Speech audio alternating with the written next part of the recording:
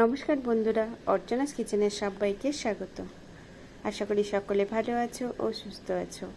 আজকের রেসিপি চাল কুমড়া ভাজা বা ছাঁচি কুমড়া ভাজা। আমি কিভাবে তৈরি করি সেটাই তোমাদের সাথে শেয়ার করব। একটা মাঝারি সাইজের চাল কুমড়া নিয়েছি, খোসা ছাড়িয়ে গ্রেটার দিয়ে গ্রেট করে নেব।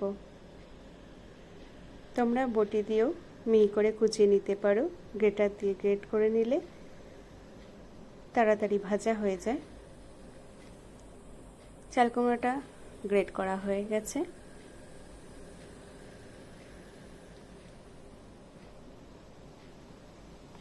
দু চামচ কালো সর্ষে নিয়েছি, 2 চামচ পোস্ত নিয়েছি।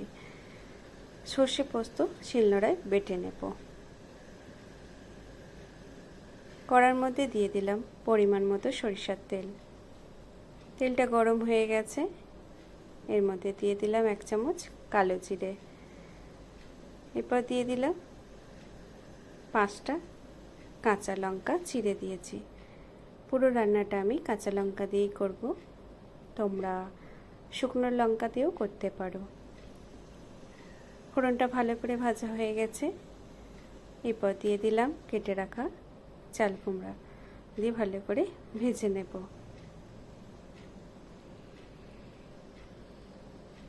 আমি পুরো রান্নাটা হাই টু লো আঁচেই করব। 1 চামচ হলুদ গুঁড়ো দিয়ে দিলাম, দিয়ে ভালো করে মিশিয়ে দেব চাল কুমড়ার মধ্যে।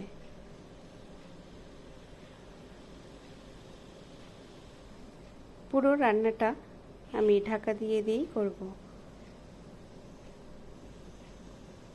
অনেকেই সিদ্ধ করে চাল কুমড়া রান্না করে, এর ফলে স্বাদটা ভালো হয় না।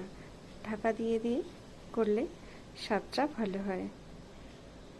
তোমরাও চেষ্টা করবে এইভাবে বানানো। দেখো নেড়ে নেড়ে আমি ভেজে নিচ্ছি। প্রথমে আমি লবণ দেব না, কারণ প্রথমে লবণ দিলে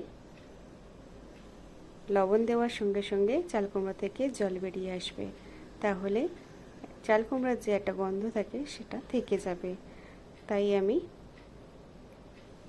গায়ের জলটা কিছুটা কমিয়ে এলে তারপর আমি দিয়ে দিলাম 1 চামচ লবণ, দিয়ে ভালো করে ভেজে নেব।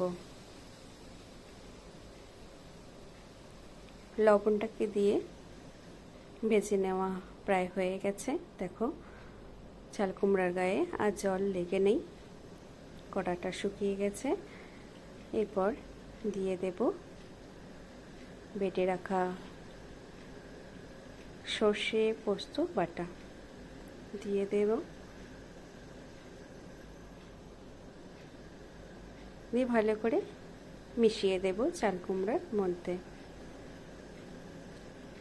খুব বেশি ভাজার দরকার নেই, কারণ বেশি ভাজলে তিতা হয়ে যাবে, যেহেতু কালো সর্ষে দেওয়া আছে। তাই আমি নেড়ে মিশিয়ে দেব চাল কুমড়ার মধ্যে। নিরামিষ দিনে এইভাবে বানিয়ে খেলে খুব ভালো লাগে খেতে। আর দিয়ে দিলাম 1 চামচ সরিষার তেল। তেলটা খুব অল্প পরিমাণেই লাগে, যেহেতু আমি ঢাকা দিয়ে দিয়ে রান্না করেছি। আমাদের বাড়িতে নিরামিষ দিনে চাল কুমড়া ভাজা খেত না, আমি এইভাবে বানিয়ে সবাইকে খাইয়েছিলাম। তারপর থেকে সবাই আনন্দের সাথে খেয়ে নেয়। রান্না কমপ্লিট হয়ে গেছে, আমি এবার সার্ভ করে দেব। প্লেটের মধ্যে সার্ভ করে দিলাম। গরম ভাতের সাথে খেতে খুব ভালো লাগে। আজকের রেসিপিটা ভালো লাগলে লাইক করে দিও, শেয়ার করে দিও, সাবস্ক্রাইব করে দিও। পাশে থেকো, সুস্থ থেকো, সবাইকে ভালো রেখো।